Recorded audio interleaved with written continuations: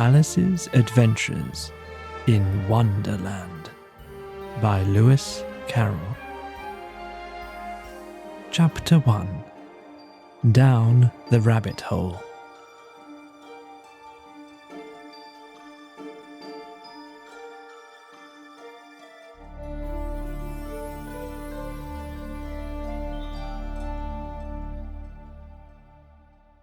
Alice was beginning to get very tired of sitting by her sister on the bank and of having nothing to do. Once or twice she had peeped into the book her sister was reading, but it had no pictures or conversations in it. And what is the use of a book, thought Alice, without pictures or conversations?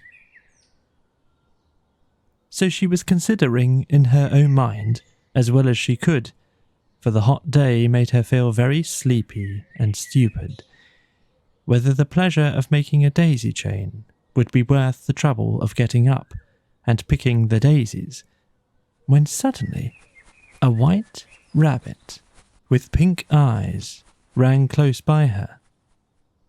There was nothing so very remarkable in that, nor did Alice think it so very much out of the way to hear the rabbit say to itself, oh dear, I shall be late." When she thought it over afterwards, it occurred to her that she ought to have wondered at this, but at the time it all seemed quite natural. But when the rabbit actually took a watch out of its waistcoat pocket and looked at it, and then hurried on, Alice started to her feet, for it flashed across her mind that she had never before seen a rabbit with either a waistcoat pocket or a watch to take out of it. And burning with curiosity, she ran across the field after it, and fortunately was just in time to see it pop down a large rabbit hole under the hedge.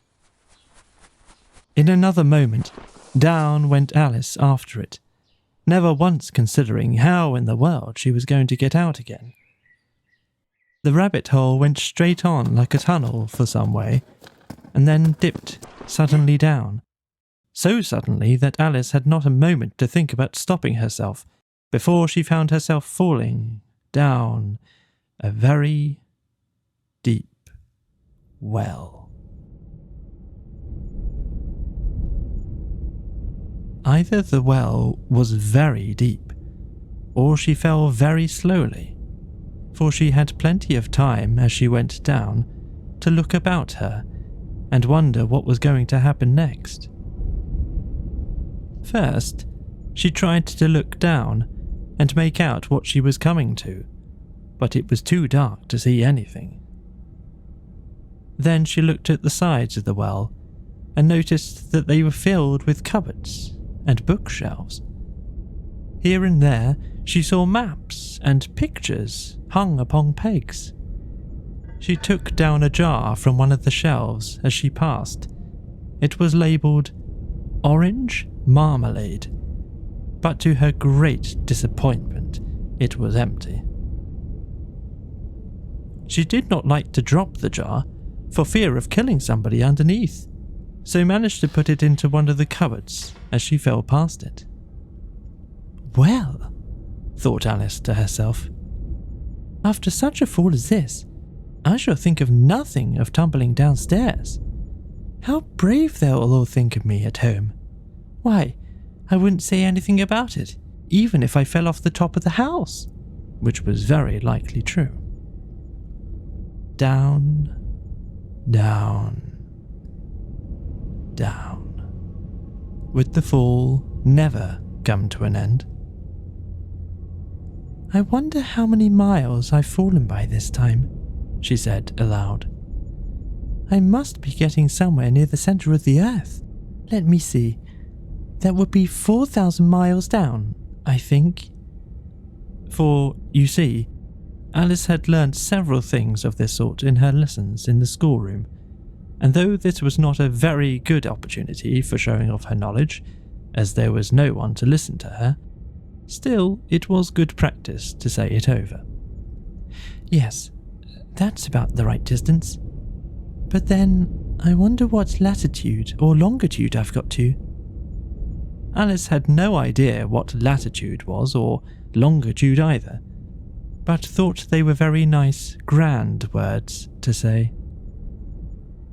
Presently, she began again. I wonder if I shall fall right through the earth. How funny it'll seem to come out among the people that walk with their heads downward. The antipathies, I think. She was rather glad there was no one listening this time, as it didn't sound at all the right word. But I shall have to ask them what the name of the country is, you know.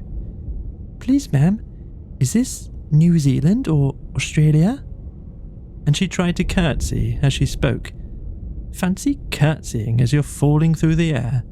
Do you think you could manage it? And what an ignorant little girl she'd think of me for asking.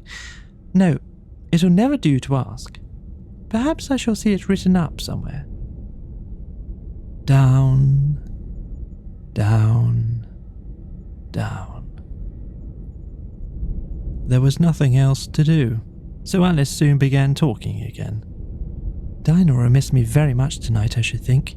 Dinah was the cat. I hope they'll remember her saucer of milk at tea time. Oh, Dinah, my dear, I wish you were here down with me.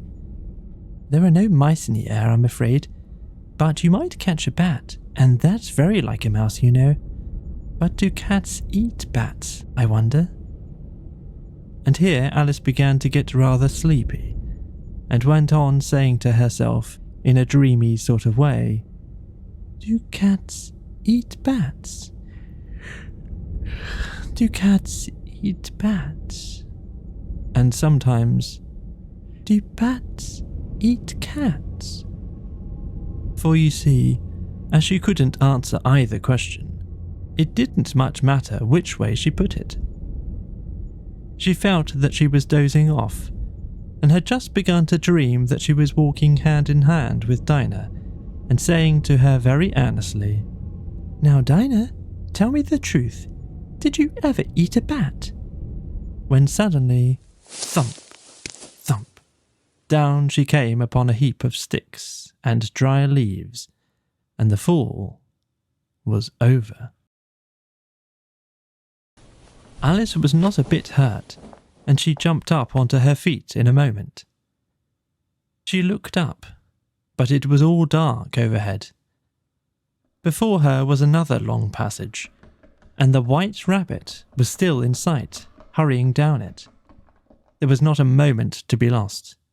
Away went Alice like the wind, and was just in time to hear it say, as it turned a corner, Oh, my ears and whiskers, how late it's getting!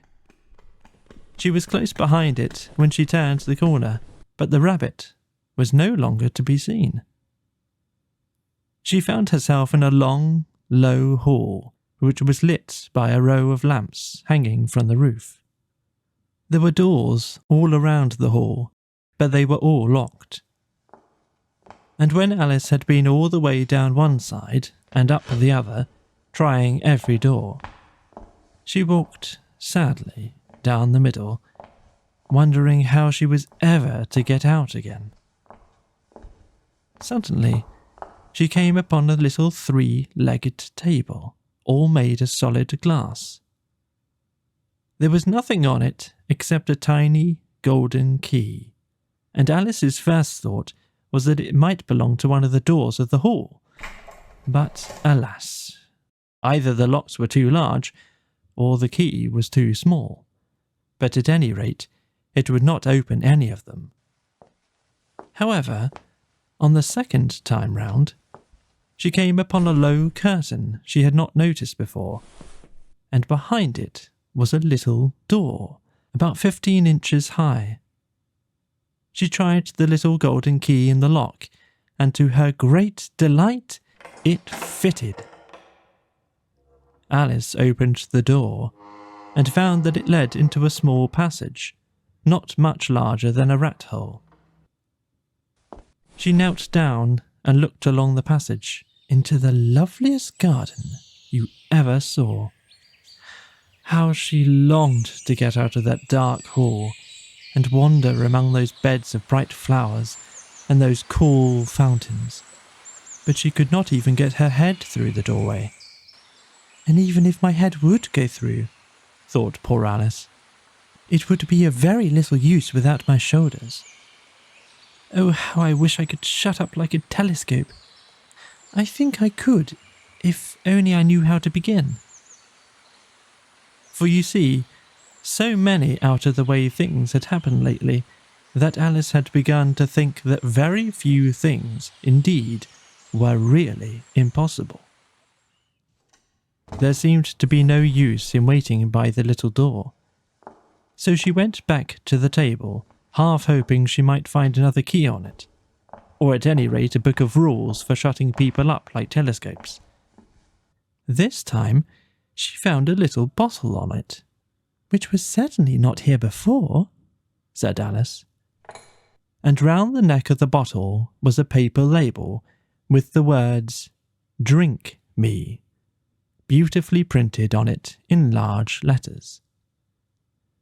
It was all very well to say "drink me," but the wise little Alice was not going to do that in a hurry. "No, I'll look first," she said, "and see whether it's marked poison or not." For she had read several nice little histories about children who had got burnt and eaten up by wild beasts and other unpleasant things, all because they would not remember the simple rules their friends had taught them, such as that a red-hot poker will burn you if you hold it too long, and that if you cut your finger very deeply with a knife, it usually bleeds. And she had never forgotten that, if you drink much from a bottle marked poison, it is almost certain to disagree with you sooner or later. However, this bottle was not marked poison, so Alice ventured to taste it, and finding it very nice, it had in fact a sort of mixed flavour of cherry tart, custard, pineapple, roast turkey, toffee and hot buttered toast. She very soon finished it off.